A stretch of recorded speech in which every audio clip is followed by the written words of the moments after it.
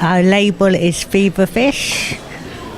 We supply some major high street stores, and today we are making contact with other customer bases, as we are also promoting a new range which has an Islamic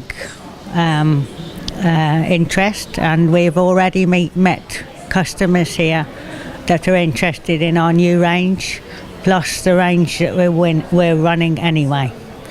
Because we have a design base and pattern base here, we are able to make changes for the customers here, and that's of interest to some particular sectors. Yeah, excuse me. And the organisation and looking after the exhibitors here as well as the customers is, I think, very, very good. And we were introduced to some high-level Bangladeshi people, and I think this is the best I've known. Yeah.